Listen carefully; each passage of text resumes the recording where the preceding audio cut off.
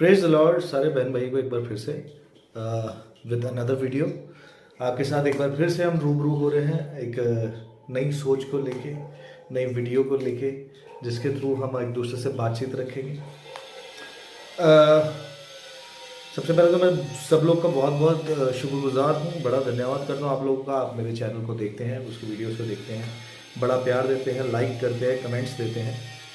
सो उसके लिए बड़ा धन्यवाद। जिन लोगों ने मेरे चैनल सब्सक्राइब नहीं करा वो मेरा चैनल सब्सक्राइब करें ताकि आपके पास मेरी सारी वीडियोस पहुंच सके और आप भी अपने विचार विमर्श कर सको, मेरे वीडियो पे अपने विचार कमेंटों के ज़रिए रख सको। सो एक और रिक्वेस्ट थी कि जो भी कमेंट आप करो उस कमेंट को पूरा ऑनेस्टली जो है वो वीडियो के अंदर डालिए ताकि मुझे भी पता चले कि मैं कहाँ स्टैंड कर रहा हूँ, है ना, ताकि मैं भी अपने आप को जो है देख सकूं कि मैं कहाँ स्टैंड करता हूँ। मैं शीशा देख पाऊँ अपना कि मैं सही बोल रहा हूँ, कुछ गलत तो नहीं बोल रहा, ताकि मैं अगली बार अपने आप से नज़र मिलाने लायक रहूँ। तो बहुत बहुत धन्यवाद इसके लिए। अब वीडियो को शुरू करते हैं। वीडियो में वैसे तो बहुत सारी चीज़ें ऐसी हैं, मैंने देखा है कि बहुत सारे लोग जो है वो दूसरी कम्युनिटी को देख के बर्दाश्त नहीं करते। अब मुझे ये पता नहीं कि ऐसा क्यों है, लेकिन मेरे साथ तो ऐसा है नहीं। ऐसा भी नहीं है कि मैं पार्शलिटी करता हूँ, हमारे लोग गलतियाँ नहीं करते, मैं सिर्फ दूसरों को बोल रहा हूँ, हमारे लोग भी गलतियाँ करते हैं। उसके लिए भी जब जब मुझे लगेगा कि वहाँ पे आपके साथ सामने विचार रखने चाहिए तो मैं वहाँ भी बोलूँगा, ज़रूर बोलूँगा। अब बात करते हैं बहुत सारे लोग जो हैं। देखो मैं स्टार्ट करता हूँ एक छोटी सी हमारा देश जो है ना, ये एक फूलों के गुलदस्ते की तरह है जिसमें ना अलग अलग जाति धर्म समुदाय के लोग रहते हैं। जिसमें क्या होता है, सब मिलजुल के साथ में रहते हैं। जब सब मिलजुल के साथ में रहते हैं तो एक गुलदस्ता, सारे फूल मिलजुल के साथ में रहने से गुलदस्ता एक बड़ा ब्यूटीफुल शेप लेता है। ठीक है, तो मेरी भी आप लोगों से रिक्वेस्ट है कि ब्यूटीफुल बन के रहिए। हमारा देश बहुत तरक्की कर रहा है। मुझे ऐसा लगता है कि आने वाले 10 सालों में हमारे देश की जो एक स्थिति होगी वो अच्छे कंट्रीज में गिनी, वैसे तो अभी भी गिना जाता है हमारा देश। सो मिलजुल के एक अच्छा समाज बनाते हैं। और जो नेगेटिव लोग हैं, जिस तरह से अभी मैं जिसके बारे में बात करने वाला हूँ, नेगेटिव लोग, मैं नहीं समझता कि उनका दुनिया में कहीं भी उनको रहने की इजाज़त मिलनी चाहिए। बहुत बहुत नेगेटिव बोलते हैं और एक दूसरे को तो इतना गिराने की कोशिश करते हैं, मुझे ये समझ नहीं आता ऐसा होता क्यों है। ठीक है, फिर भी मैं स्टार्ट करता हूँ अपने इस छोटी से वीडियो क्लिप के द्वारा। तो आप इस वीडियो क्लिप को ज़रा ध्यान से देखिए तो आपको पता चलेगा कि मैं आपको क्या कहने की कोशिश कर रहा हूँ। तो स्टार्ट करते हैं इस वीडियो क्लिप से। ट्रिनिटी का कॉन्सेप्ट कैसे आया आपको मैं 2-3 लाइनों में बता देती हूँ। यीशु कहीं पर भी ये नहीं कहा कि वही खुदा है और वो दुनिया के सारे लोगों की पापों को क्षमा करने आया है। तब ये मिशनरियां अपना धंधा कैसे चला सकते हैं? अगर यीशु को खुदा मान भी लिए तो ये बात बाइबल गॉड यहोवा का विरुद्ध हो जाएगा, क्योंकि यहोवा अपने अलावा किसी और की प्रार्थना करने से मना किया था। इसीलिए ये ट्रिनिटी का कॉन्सेप्ट लाए हैं कि यीशु और यहोवा एक ही हैं, इक्वल हैं। बाइबल एक ऐसा किताब है जो खुद से कॉन्ट्रडिक्ट होता है। तो सुन तोतला कहीं का, मत्ती अध्याय 22 वाक्य 44 में तेरा परम पिता ने कहा कि यीशु तब तक उनके दाहिने हाथ पर बैठा रहेगा जब तक उनके शत्रु उनके चरणों की चौकी नहीं बन जाते। इसका मतलब यीशु अपने आप को अपने दाहिने तरफ बिठाएगा क्या? पागल। और सुन तोतले, यूहन्ना अध्याय 14 वाक्य 28 में यीशु ने कहा, तुमने मुझसे कहते सुना है कि मैं जा रहा हूँ और तुम्हारे पास फिर आऊँगा। यदि तुमने मुझसे प्रेम किया होता तो तुम प्रसन्न होते, क्योंकि मैं परमपिता के पास जा रहा हूँ, क्योंकि परमपिता मुझसे महान है। और यीशु बाइबल में कह रहा है मुझसे ज्यादा महान मेरा बाप है। जी प्यारे बहन भाइयों, जैसे कि आपने इस वीडियो को देखा कि ये मैडम जो है ये पता नहीं किस तरह की कहाँ की नॉलेज लेके आई हैं, इनको समझ ही नहीं आ रहा ये क्या बोल रही हैं। और मैं एक चीज़ अपनी बात शुरू करने से पहले आपको बताना चाहता हूँ कि मैं ये समझता हूँ कि किसी के भी रिलीजन को कुछ भी बोलना नहीं चाहिए।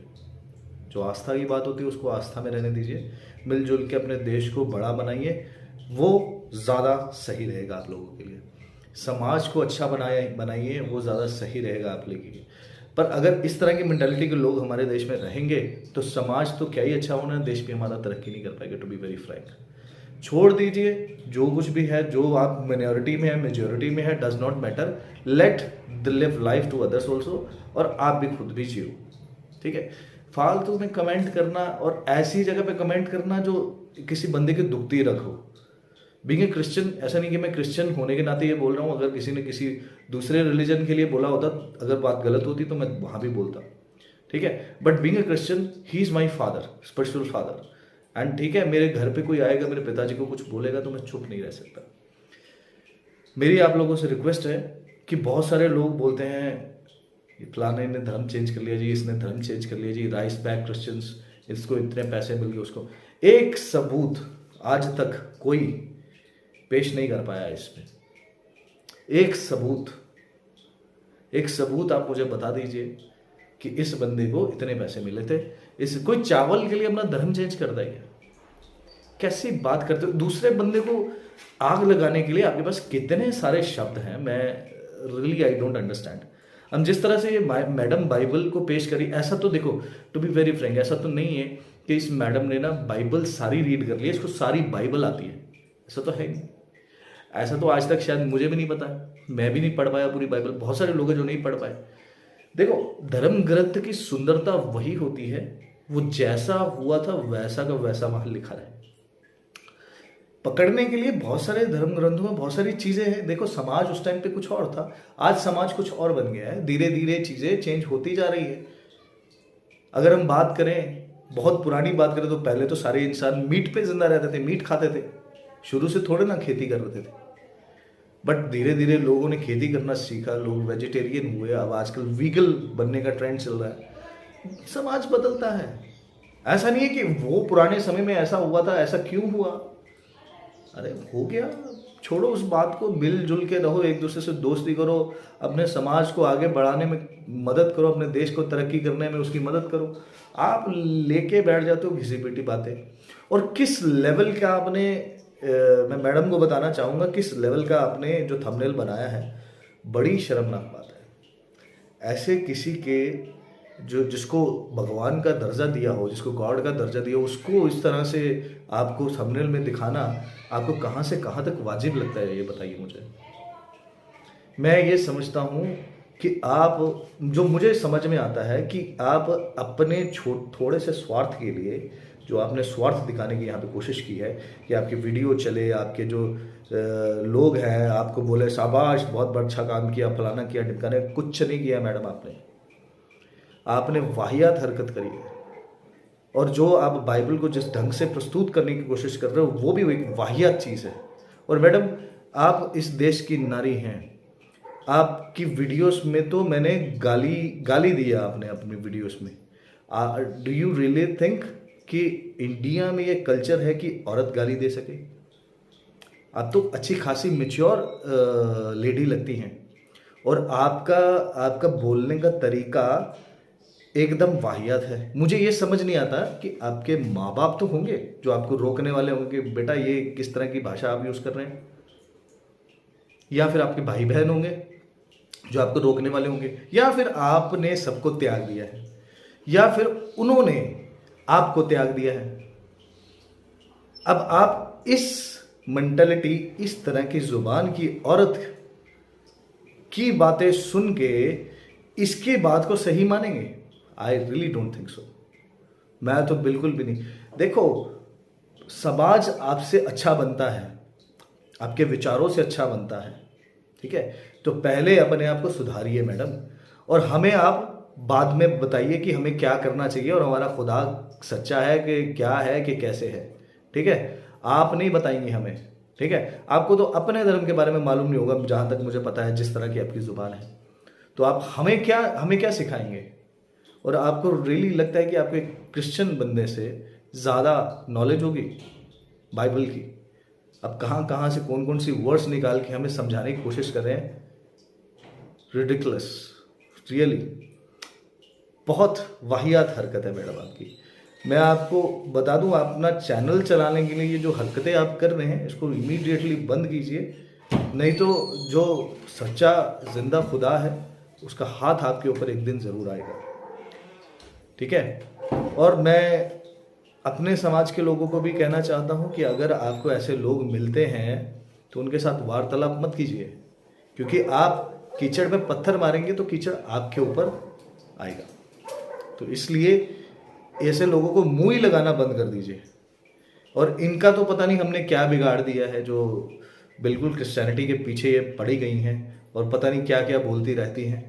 इनको खुद नहीं पता चलता मेरे ख्याल से कि ये वीडियो में क्या बोल देती हैं। और मैडम, आपको ये ध्यान होना चाहिए कि आप जहाँ भी कुछ भी बोल रहे हो, आप एक पब्लिक प्लेटफॉर्म पे बोल रहे हो, आप अपने शब्दों को ढंग से इस्तेमाल कीजिए। इसी के साथ मैं ये सारी बातें कहने के लिए बहुत कुछ है, बट मैं अपना टाइम वेस्ट नहीं करना चाहता एक ऐसे बंदे के पीछे जिसको नॉर्मल भाषा में भी जो गाली देती है, ऐसी लड़की के साथ मैं अपना टाइम वेस्ट नहीं करना चाहता। बट मेरी अगर आपको ये वीडियो मिलती है तो कृपया इसके बारे में सोचिएगा ज़रूर, ठीक है। आप किसी के धर्म से के टिप्पणी करने से पहले अपने आप को पहले पढ़ लीजिए, अच्छे से देख लीजिए, अपने परिवार को देखिए, अपने सिस्टम सुधारिए पहले, फिर समाज सुधारने के ऊपर बात कीजिए, अगर आपको लगता है कि क्रिश्चियनिटी जो है आपका समाज खराब कर रही है, ठीक है। तो मैं एक बार फिर से बोलता हूँ कि हमारा देश एक अच्छे फूलों का गुलदस्ता है, ठीक है, उसको गुलदस्ता ही बने रहने दीजिए। अपनी शैतानी ताकतें, अपनी नेगेटिविटी ला के इसको ख़राब मत कीजिए, हमारे देश को आगे तरक्की करने दीजिए। इसी के साथ मैं इस वीडियो का एंड करता हूँ। मेरे भाई, मेरे बहन, जिन लोगों ने मेरा चैनल सब्सक्राइब नहीं करा, please subscribe my channel. Thank you so much, love you, take care, bye bye.